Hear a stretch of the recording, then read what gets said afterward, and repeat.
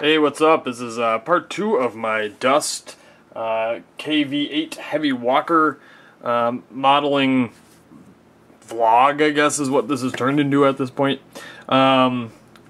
Today I kind of started filling in the gaps a little bit with Zap-A-Gap, which I made a couple little mistakes with.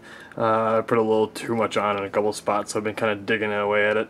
Let's see, I've obviously done some basing here. This is just joint compound you would use on like drywall, that kind of thing. So it's not the greatest stuff in the world to work with because it can chip real easily and it gets kind of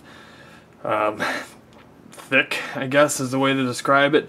But hopefully I'll get some varnish down on top of that, and it won't chip away. And once you get some paint down and that kind of thing, it's going to give a really cool kind of a mud effect.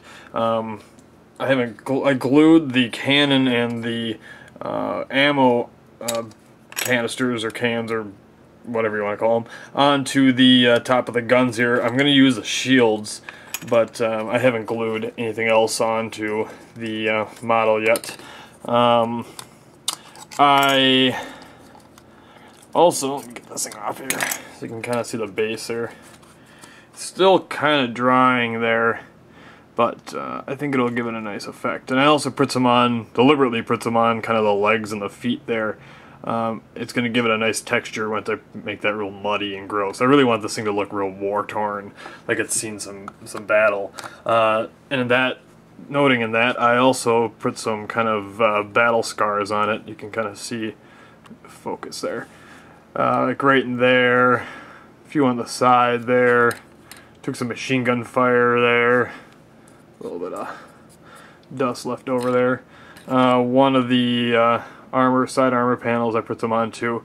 And I did this by using just an etching tool from my Dremel drill set, and then I took my triangle shaped file and kind of did this motion in it and just kind of dug away at it. Because if you look at any pictures, especially from like World War II, of tanks that took hits, they weren't like perfectly round. They were really divoted and really took a chunk out of the armor versus just denting the armor.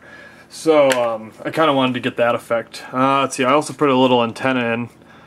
Privateer Press make these little brain fart, what they call it, pinning.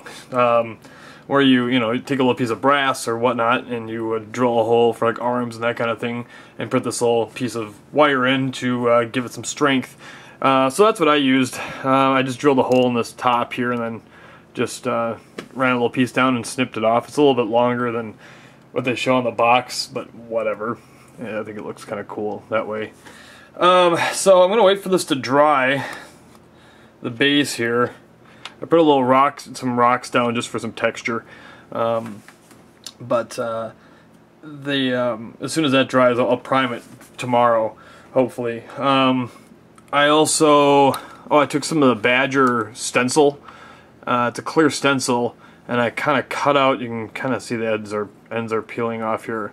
Cut out the star shape to cover up the decal. So when I'm painting it, I don't cover up the decal. I didn't know what else to do besides order another decal kit, but I didn't really think that was necessary. The other thing I'm going to do, actually I can do it right now, I can put some weights on the bottom.